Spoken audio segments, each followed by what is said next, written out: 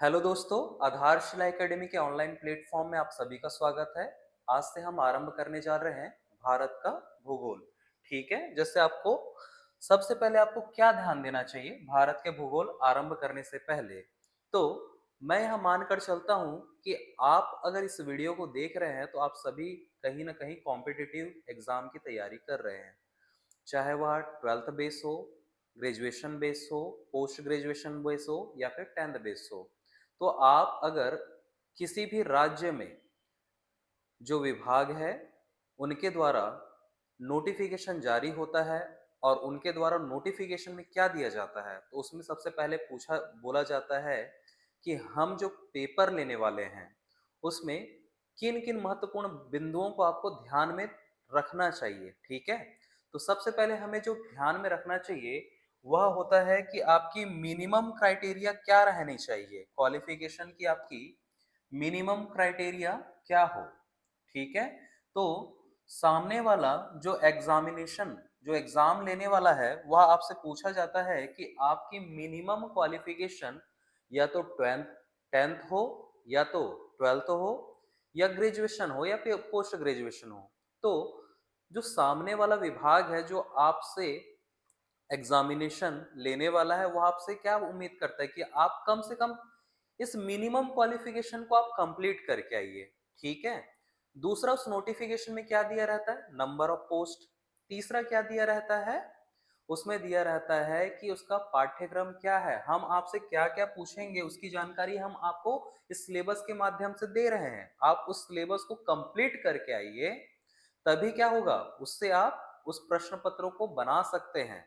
ठीक है, और लास्ट और अंतिम जो महत्वपूर्ण बिंदु है वह है कि कम से कम पिछले आप 5 वर्षों को, मतलब कहीं ना कहीं उस विभाग के द्वारा अभी से तो एग्जाम नहीं लिया जा रहा होगा, है ना। तो कम से कम पिछले 4 से 5 वर्षों के प्रश्न पत्रों को आप क्या करें, देखकर अच्छे से एनालिसिस करें कि किन किन खंडों से, उस सिलेबस के किन किन खंडों से अधिकतर प्रश्न आए हैं और किन किन खंडों से कमतर या इतर, उसके इतर प्रश्न आए हैं या नहीं के बराबर आए हैं। उससे आप क्या समझ पाएंगे, उससे आप यह एनालिसिस कर पाओगे कि कम से कम क्या करेंगे, हम इस खंड से अच्छा प्रश्न आता है तो हम उस खंड की तैयारी अच्छे से कर पाएंगे, और जहां से बहुत ही कम आती है उस खंड की तैयारी हम क्या करेंगे, सामान्य रूप से एक नजर देख लेंगे बस मात्र। ठीक है, उसी प्रकार से आपको एक और महत्वपूर्ण बिंदु आपको ज्ञात होना चाहिए कि पिछले वर्ष अगर प्रश्न वह पेपर लिया गया है सेम विभाग के द्वारा या सेम पोस्ट का, तो उसका कट ऑफ कितना गया है वह भी आपको जानकारी होनी चाहिए। ठीक है, तो ये 4 बिंदु है जो आप किसी भी कॉम्पिटिटिव एग्जाम को आप जब देते हैं तो इसको आपको ध्यान में रखना है। ठीक है, हमें क्या पढ़ना है भाई, तो हम लोग पढ़ने जा रहे हैं भूगोल। भूगोल में कौन सा भूगोल, तो हम लोग अभी जो देखने जा रहे हैं वह है भारत का भूगोल। ठीक है, हम लोग जो अभी आरंभ करने जा रहे हैं वह है भारत का भूगोल। तो सबसे पहले भारत का भूगोल में हम लोग क्या कर लेते हैं, हम लोग देख लेते हैं भारत का भूगोल का पाठ्यक्रम सिलेबस। हम लोग क्या करेंगे, पहले सिलेबस देखेंगे, सिलेबस के अकॉर्डिंग टॉपिक टू टॉपिक हम लोग पढ़ेंगे। ठीक है, और उसके आधार पर क्या करेंगे, उससे संबंधित जो क्वेश्चंस होगा उसे हम देखेंगे। ठीक है, तो सबसे पहले देख लेते हैं क्या, भारत का भूगोल का पाठ्यक्रम। ठीक है, तो आप सभी भी नोट करते चलिएगा भारत के भूगोल का सिलेबस। ठीक है,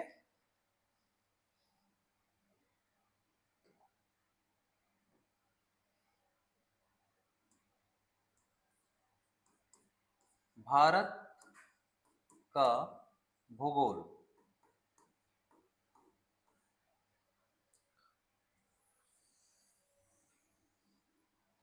तो भारत के भूगोल के पाठ्यक्रम या सिलेबस में हम लोग सबसे जो महत्वपूर्ण बिंदु है वह देखेंगे सामान्य परिचय। ठीक है, सामान्य परिचय, या फिर आप कह सकते हैं सामान्य जानकारी। इस वाले टॉपिक को पढ़ने के साथ हम एक टॉपिक और इसमें ऐड कर दे रहे हैं, वह रहेगा भारत में या भारत के राज्य, भारत के राज्य व केंद्र शासित प्रदेश। ठीक है, तो हमने क्या कर लिया, सबसे पहले भारत के भूगोल में सामान्य परिचय, और उसके बाद क्या देखेंगे, भारत में अवस्थित राज्य व उसके केंद्र शासित प्रदेश। ठीक है, कि भारत कितने राज्यों में और केंद्र शासित प्रदेश में विभाजित है, वो सबको हम लोग देखेंगे। दूसरा जो हमारा महत्वपूर्ण टॉपिक रहेगा वह है भारत की भू आकृतिक संरचना। ठीक है, भारत की भू आकृतिक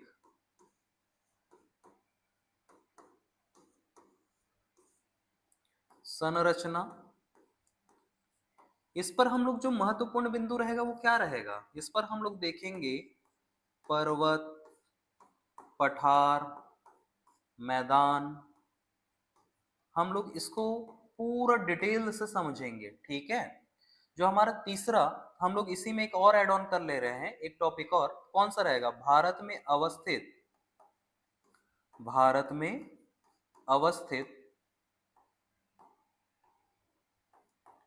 भारत में अवस्थित प्रजातियां। ठीक है, प्रजातियां व जनजातियां।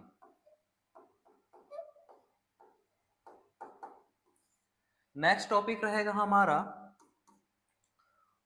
अपवाह तंत्र। अपवाह तंत्र, अपवाह तंत्र, इसमें जो महत्वपूर्ण अपवाह तंत्र कौन कौन से हैं, तो सबसे पहले आप लोग देखोगे सिंधु अपवाह तंत्र, सिंधु अपवाह तंत्र। दूसरा गंगा अपवाह तंत्र। तीसरा ब्रह्मपुत्र, ब्रह्मपुत्र अपवाह तंत्र। और दक्षिण भारतीय अपवाह तंत्र, दक्षिण भारतीय अपवाह तंत्र। ठीक है, हम लोग इसमें एक और पॉइंट्स ऐड कर ले रहे हैं, इसमें हम लोग एक और टॉपिक ऐड करके चल रहे हैं। वह कौन सा टॉपिक है, तो इसमें हम लोग देख लेते हैं, क्योंकि यह जल से संबंधित है, पूरा नदियों से संबंधित है, तो हम लोग इसी में एक और पॉइंट देख लेते हैं, सिंचाई। ठीक है, तो एक पॉइंट इसमें ऐड करके चलेंगे हम लोग, सिंचाई। सिंचाई जल संसाधन। ठीक है, जल संसाधन व बहुउद्देशीय परियोजनाएं। बहुउद्देशीय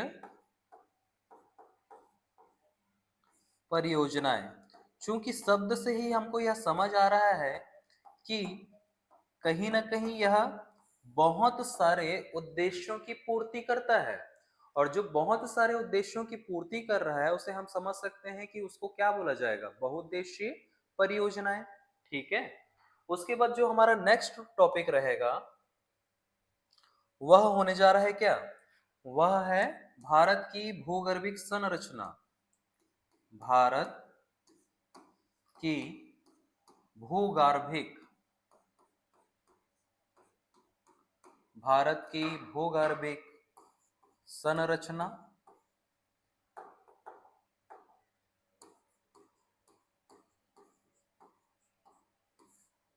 इस पर हम लोग और कुछ टॉपिक्स है उसे ऐड करके चल सकते हैं। वह टॉपिक है क्या, खनिज संसाधन। खनिज संसाधन, जिसपे हम जितने भी मिनरल्स हैं, जो महत्वपूर्ण मिनरल्स है, और जो हमें एग्जाम की दृष्टि से जो बार बार प्रश्न पूछे जाते हैं, उसे को हम इस पर देखेंगे। ठीक है, दूसरा जो टॉपिक है इसमें और क्या रहेगा, ऊर्जा संसाधन। ऊर्जा संसाधन, ऊर्जा के लिए हमें क्या क्या महत्वपूर्ण खनिज की जरूरत पड़ती है, या हमारे लिए क्या क्या संसाधन है जो ऊर्जा की दृष्टि से महत्वपूर्ण है, उसे हम इस टॉपिक पर देखेंगे। और जहां पर अगर आप ध्यान से देखें, जहां पर खनिज है और ऊर्जा है, वहां पर हम कहीं ना कहीं एक टॉपिक और ऐड कर सकते हैं। उस जगह पर हम लोग लगाते हैं क्या, उद्योग। तो उद्योग एक हमारा नया टॉपिक रहेगा इस पर। ठीक है, अब हमारा नेक्स्ट जो टॉपिक होने वाला है वह कौन सा है भाई, तो वो टॉपिक है क्या, उस टॉपिक को आप लोग बोल सकते हो पृथ्वी की गतियां। पृथ्वी की गतियां, ठीक है, पृथ्वी की गतियां।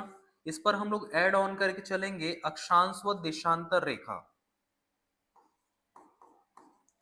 अक्षांश व देशांतर रेखाएं। इसमें एक और टॉपिक है, वह है जलवायु, ठीक है, जलवायु।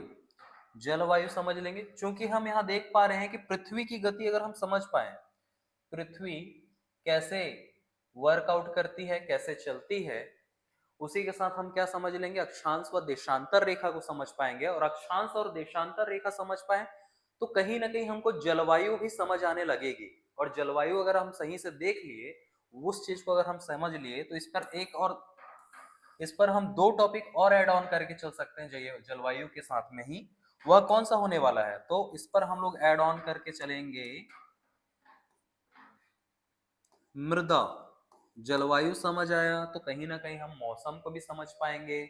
और मौसम जैसे ही हमें समझ आती है तो हमको मिट्टी, मृदा को देखना पड़ेगा। मृदा हमको समझ आएगा तो हम लोग कहीं ना कहीं मृदा के अनुरूप क्या करेंगे, कृषि करेंगे। तो एक टॉपिक आपका हो जाता है कृषि, ठीक है। साथ में हम लोग क्या करते हैं, पशुपालन, कृषि के साथ साथ पशुपालन होगा। तो ये कहीं ना कहीं दो टॉपिक यहाँ पर हो जाता है। जलवायु सही से समझ आ गया आपको तो कहीं ना कहीं मैं बोल पाऊंगा कि आप प्राकृतिक वनस्पति को भी सही से समझ पाओगे, ठीक है। क्या, प्राकृतिक वनस्पति। अब इस प्राकृतिक वनस्पति में आप लोग क्या क्या देखते हैं, तो प्राकृतिक वनस्पति में आप लोग पढ़ोगे वन, अभ्यारण्य, जीव जंतुओं को हम यहां पर समझेंगे, ठीक है। तो ये तो हमारे कुछ टॉपिक्स हो गए, इसी के साथ दो तीन टॉपिक्स और बचे हैं, उसे भी देख लेते हैं।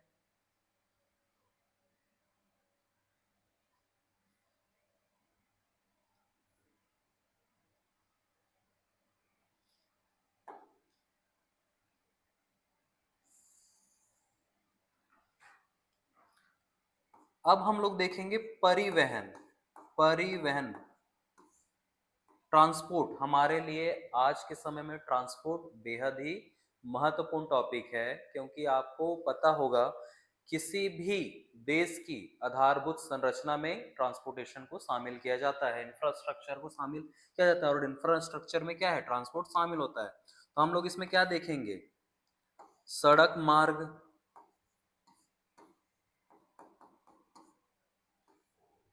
जल मार्ग, वायु मार्ग,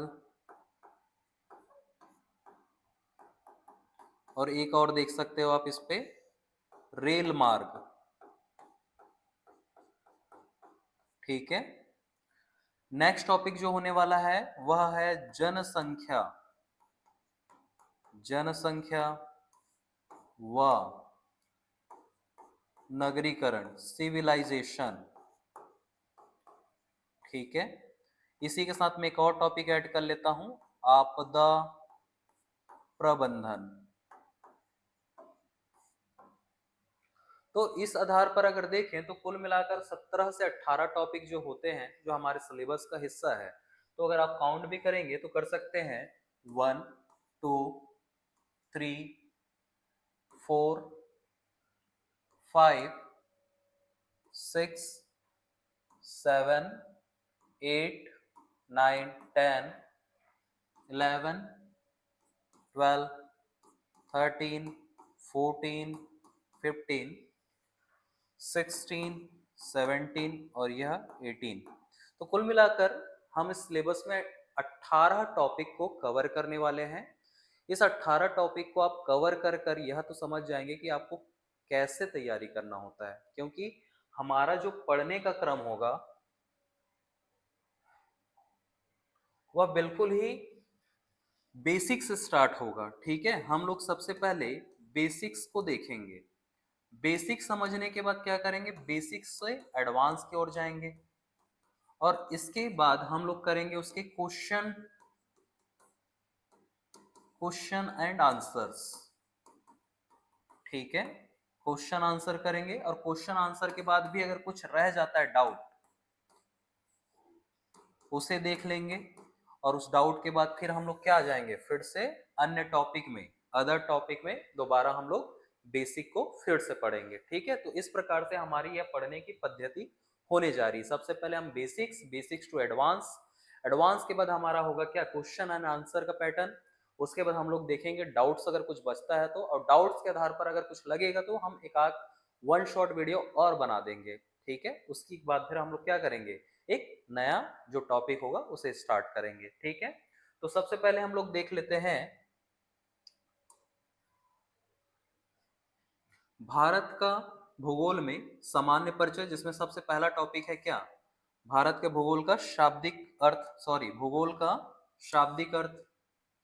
ठीक है, शाब्दिक अर्थ क्या होने वाला है, भूगोल शब्द के जनक कौन है, भूगोल की समझ हमारे लिए आवश्यक क्यों है। ठीक है, भारत का मानचित्र और भारत के मानचित्र को आधार मानकर हम कैसे प्रश्न बनाते हैं, उसको आंसर कैसे करते हैं। केवल हम मानचित्र को देखकर ही आज समझने का प्रयास करेंगे कि हम प्रश्न पत्र कैसे बना रहे हैं, या प्रश्न पत्र सामने वाला कैसे बनाता है और हम उसको हल कैसे करते हैं, उसको सॉल्व कैसे करते हैं। ठीक है, तो सबसे पहले हम लोग देख लेते हैं क्या, शाब्दिक अर्थ।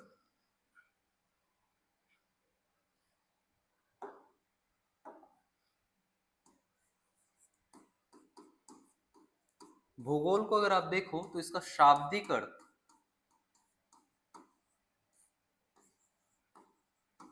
इसको शाब्दिक अर्थ अगर देखें तो यह दो भागों में बटा हुआ है या दो शब्दों से मिलकर बना हुआ है, यह भी बोल सकते हैं।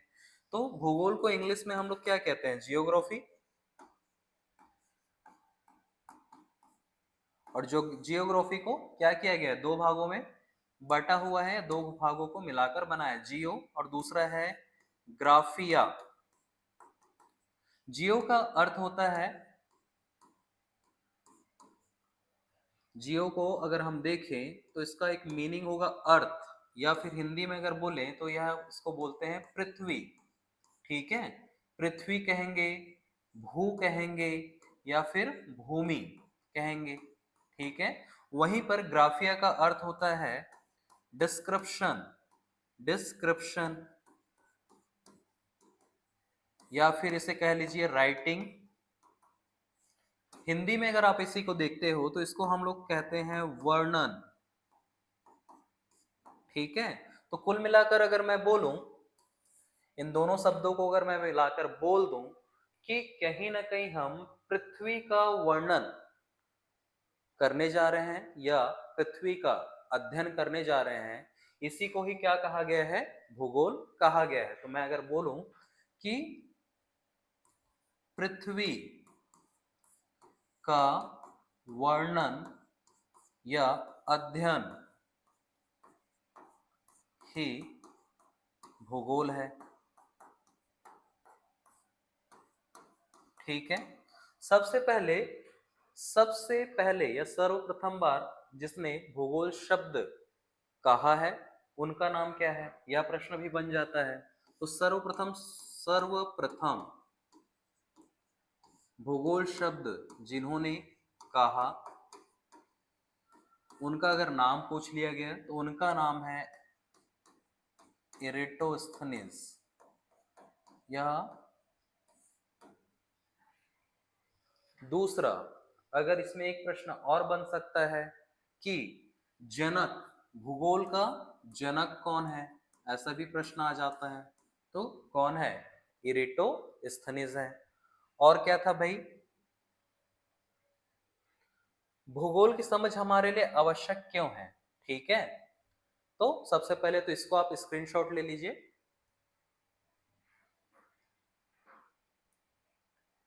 अब हम लोग देखते हैं भूगोल की समझ हमारे लिए आवश्यक क्यों है।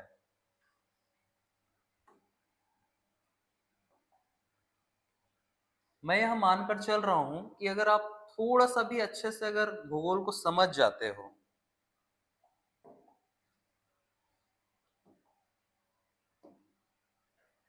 आप थोड़ा मेहनत कर कर आप भूगोल को अच्छे से अगर आप समझ जाते हैं तो भूगोल पर हम क्या अध्ययन करते हैं, क्या चीज को पढ़ते हैं भूगोल पर?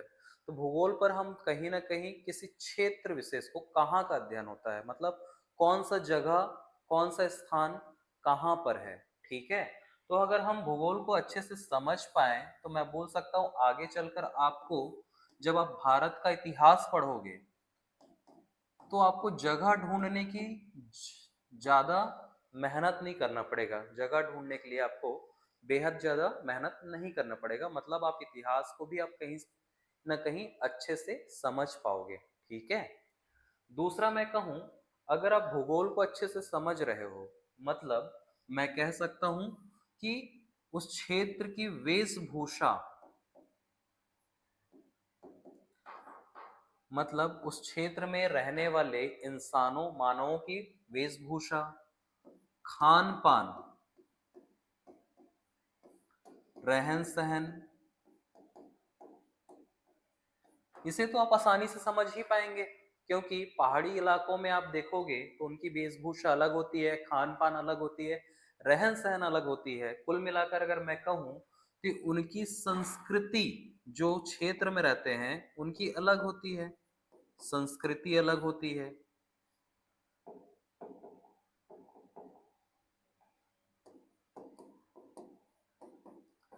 तो हम कह सकते हैं कि कहीं ना कहीं आपको कला व संस्कृति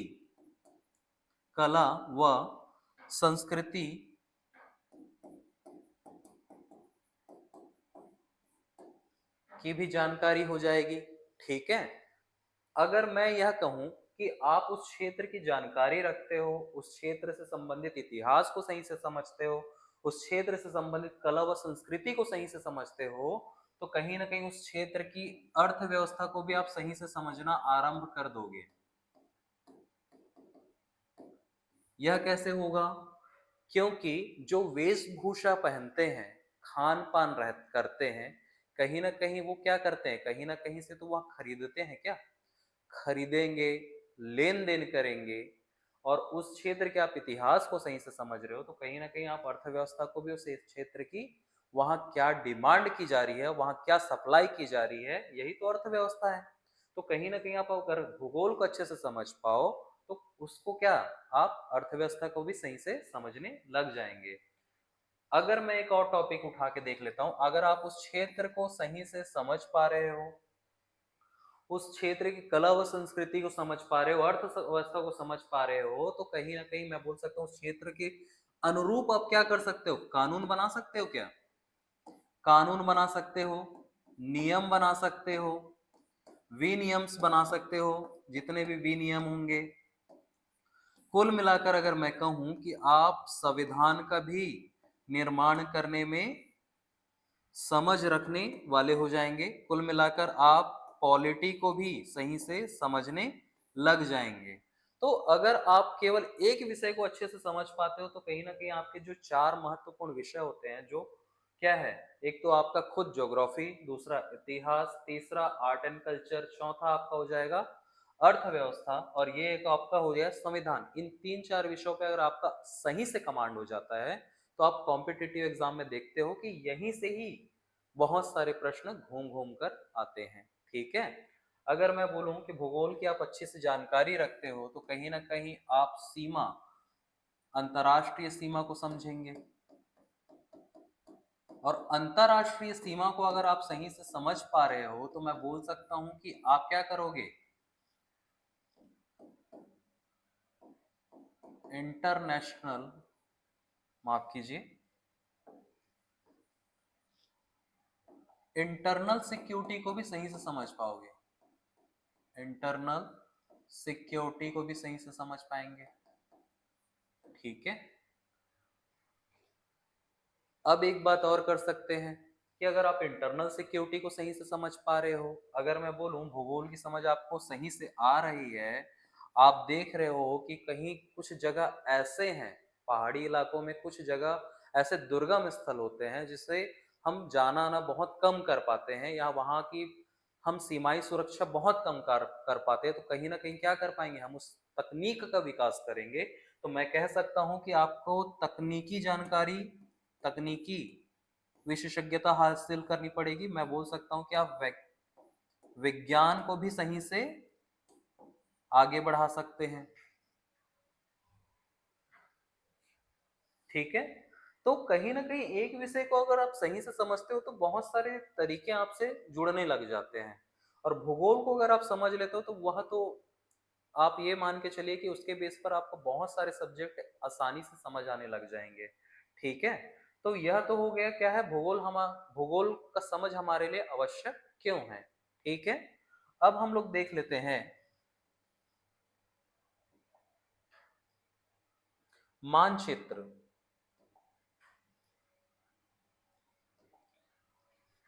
मैं एक मानचित्र बनाने जा रहा हूं, उस मानचित्र को आप ध्यान से देखिए और उस मानचित्र को आप देखकर क्या क्या व्याख्या कर सकते हैं उसके आधार पर। ठीक है,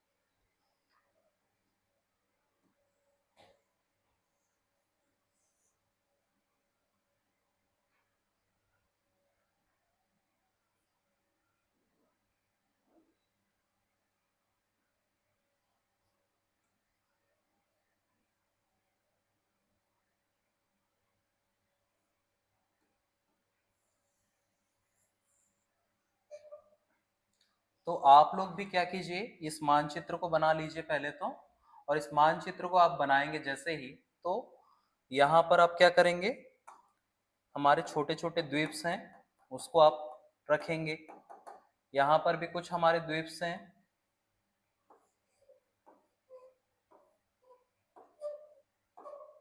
यह भी आप रखें लीजिए। ठीक है, तो यह मानचित्र को हम अगर देखें ध्यान से तो इसको हम व्याख्या कैसे करें। हमारा पहला पॉइंट तो यह होना चाहिए कि हम इसकी व्याख्या कैसे कर सकते हैं।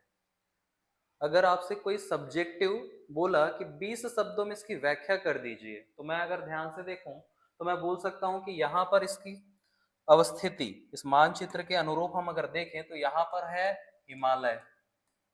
ठीक है, नीचे वाला छोर में देखता हूं दक्षिण में, तो यहाँ पर है हिंद महासागर।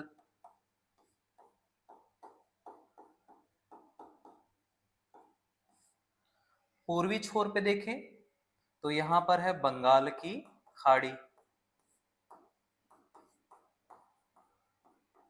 ठीक है, और पश्चिमी छोर पे देखेंगे तो हमको मिलता है यहाँ पर अरब सागर। ठीक है, तो अगर कोई भी बोले कि इसको सब्जेक्टिव रूप से 20 शब्दों में इसको डिस्क्राइब कीजिए इस मानचित्र के अनुरूप, तो आप क्या बोलेंगे। इसका रूप आप बोल सकते हो भारत का विस्तार उत्तर में हिमालय से लेकर दक्षिण में हिंद महासागर तक, वहीं पूर्व में बंगाल की खाड़ी से लेकर पश्चिम में अरब सागर तक है। ठीक है, यह अवस्थित है। ठीक है, अब और क्या देख सकते हो भाई आप, तो इस पे आपका जो पहला मैंने कहा आपने उसकी व्याख्या की है। ठीक है, दूसरा जो हमारा पॉइंट इस पर निकल कर आएगा, दूसरा पॉइंट क्या बोल सकते हो कि प्रश्न यह आ गया कि भारत का क्षेत्रफल बताइए। भारत का क्षेत्रफल बताएं। तो भारत का क्षेत्रफल अगर आपको पूछ लिया जाएगा तो आप बताओगे क्या, 32,87,263 वर्ग किलोमीटर है। ठीक है।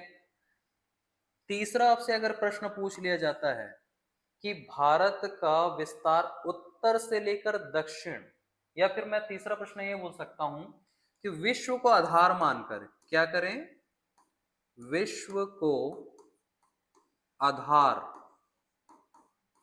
मानकर भारत का, विश्व को आधार मानकर भारत का क्षेत्रफल परसेंट में बताएं। तो कितना परसेंट है, अगर विश्व को, अगर हमें पूरे गोलाब को अगर माने 100%, तो भारत का क्षेत्रफल कितना है, तो उसका परसेंट अगर आपसे प्रश्न पूछ लिया जाए तो यह है 2.4%। ठीक है, 2.4%। नेक्स्ट आपसे प्रश्न अगर पूछ लिया जाता है, चौथा आपको पॉइंट अगर दिया और उसमें आपको पूछा जाए कि भारत का उत्तरी बिंदु क्या है, भारत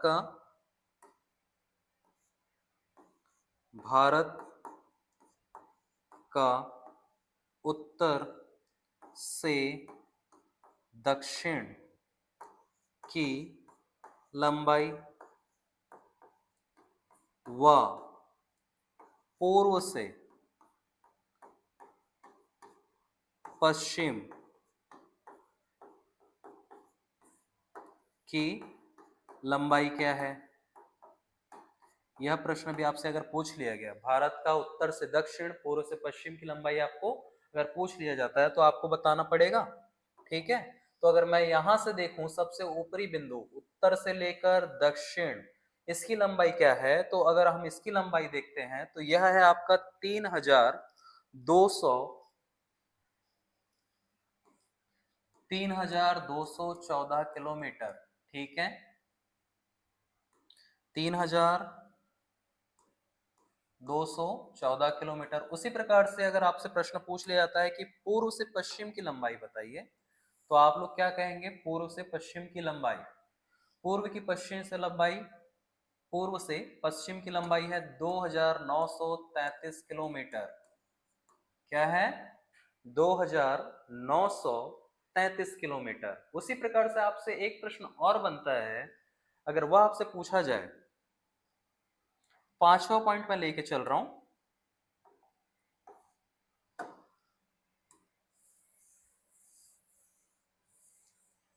पांचवा पॉइंट हम लेके चल रहे हैं। पांचवा पॉइंट में अगर आपसे प्रश्न पूछ लिया जाता है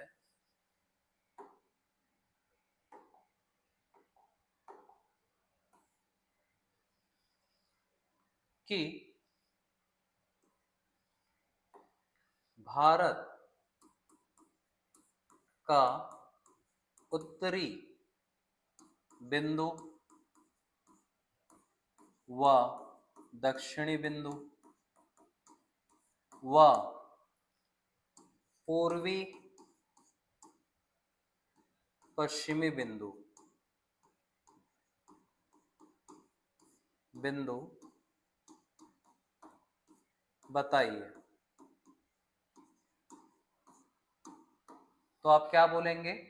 पूर्व में यह वाला जो क्षेत्र है, यह है अरुणाचल प्रदेश, अरुणाचल प्रदेश। उसी प्रकार से पश्चिम में अगर आप देखोगे तो यह है गुजरात। उत्तर में देखेंगे तो ये आपको मिलेगा लद्दाख, और दक्षिण में तमिलनाडु।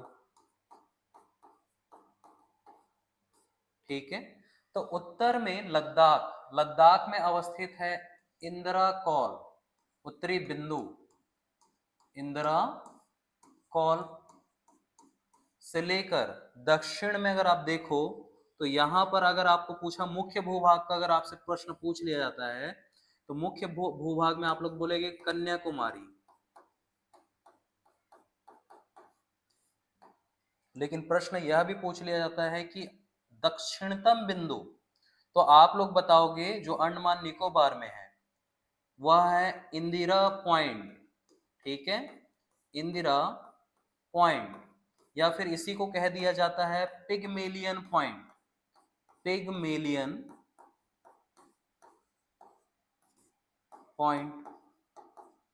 पूर्व में अगर आपको पूछा जाएगा तो आप देखोगे अरुणाचल प्रदेश में एक जगह है, पूर्वी बिंदु कहलाता है, उसको हम लोग बोलते हैं कीबीथू।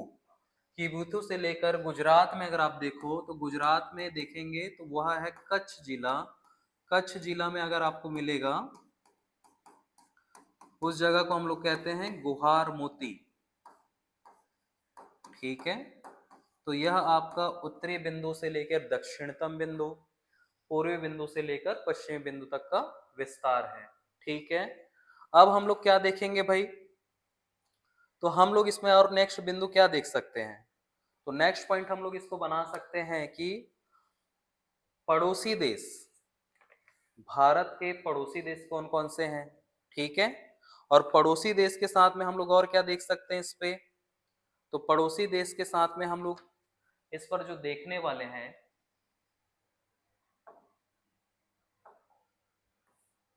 उनकी राजधानियां, छठा पॉइंट।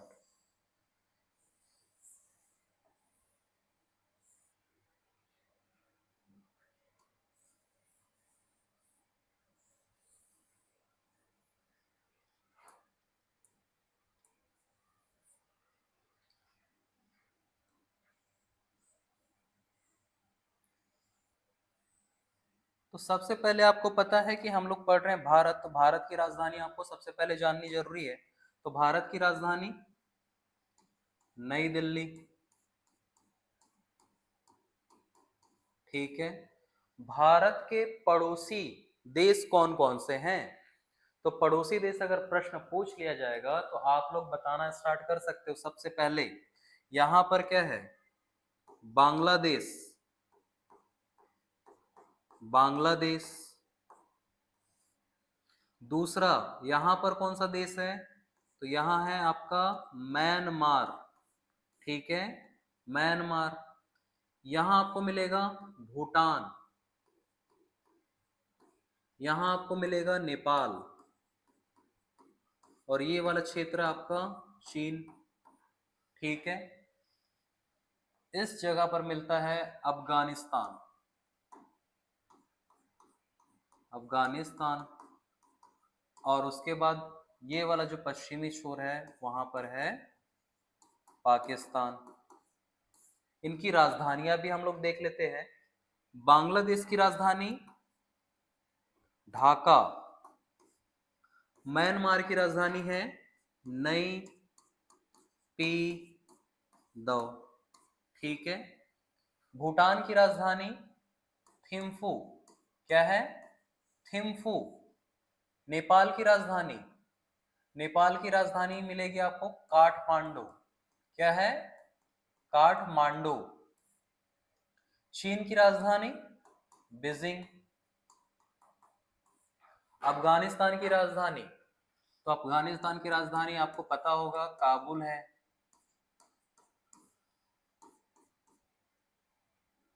और पाकिस्तान की राजधानी क्या है,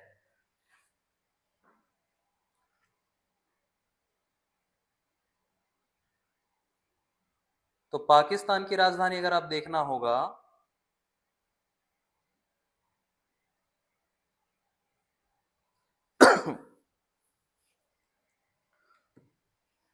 तो सबसे पहले अगर आप देखो तो बांग्लादेश की राजधानी ढाका, म्यांमार की राजधानी नैपीदो, भूटान की राजधानी थिम्पू, चीन की राजधानी बीजिंग, नेपाल की राजधानी है काठमांडू, अफगानिस्तान की राजधानी है काबुल, और अब पाकिस्तान की राजधानी है इस्लामाबाद,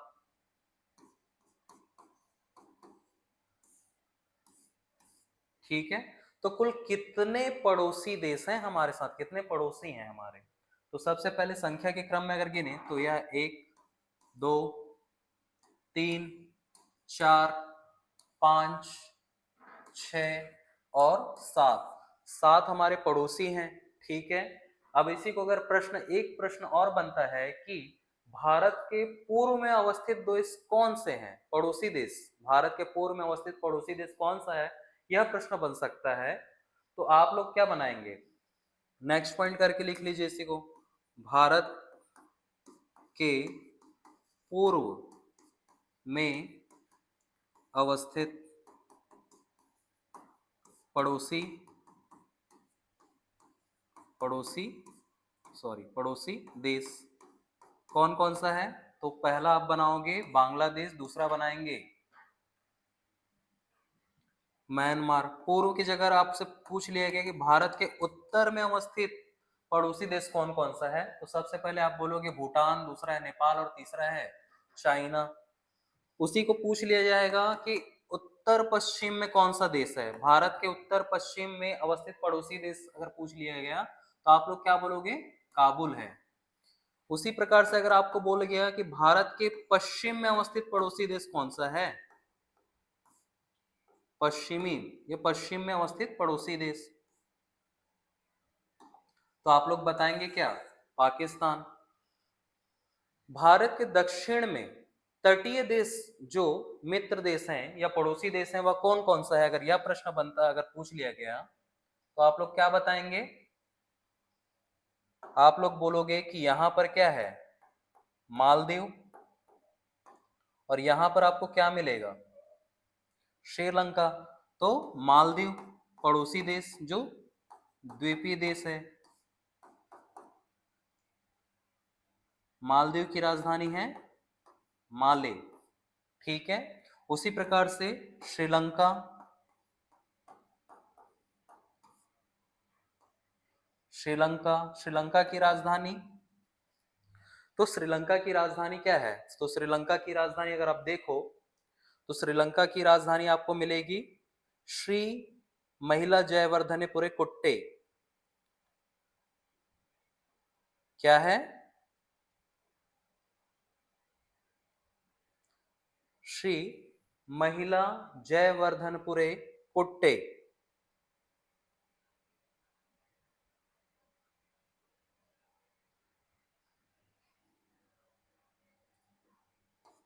श्री महिला जयवर्धनेपुरे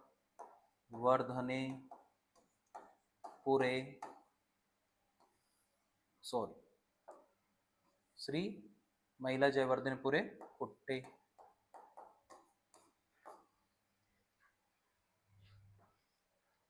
या फिर उसकी व्यावसायिक राजधानी के बारे में पूछ ली जाती है, तो वैसा व्यावसायिक राजधानी अगर पूछ लिया गया तो आप बताओगे कोलंबो। ठीक है। तो इस प्रकार से हमने क्या देख लिया? इस प्रकार से हमने देखा कि भारत की राजधानी, भारत के पड़ोसी देश और उनकी संख्या कितनी है, तटीय तट में अवस्थित देश कौन से हैं और उनकी राजधानियां। ठीक है। तो अगर मैं बोलूं कि भारत के पूर्व में अवस्थित कौन सा देश है भाई, यह बताइए, तो आप बोलोगे क्या? बांग्लादेश और म्यांमार। उत्तर में अवस्थित देश अगर आपसे पूछ लिया जाए तो आप बोलेंगे नेपाल, भूटान और चीन। उत्तर पश्चिम में अवस्थित कौन सा देश है? तो आप बताओगे कि अफगानिस्तान, उसकी राजधानी है काबुल। और पश्चिम में अवस्थित देश है पाकिस्तान, जिसकी राजधानी है इस्लामाबाद। ठीक है। तो इस प्रकार से हमको यह देखकर चलना है। ठीक है। अब हम क्या करेंगे? नेक्स्ट क्लास में इसके आगे पढ़ेंगे। ठीक है। तो आप इस प्रकार की वीडियो या इससे अच्छे से और समझने के लिए आगे निरंतर भी क्या करेंगे? आपको वीडियो देखनी पड़ेंगे और उसके लिए आप ज्यादा से ज्यादा क्या कीजिएगा? आप ज्यादा से ज्यादा लाइक कीजिए, सब्सक्राइब कीजिए और शेयर कीजिएगा। ठीक है। तो कल की वीडियो में मिलते हैं। आज के लिए थैंक यू। ओके।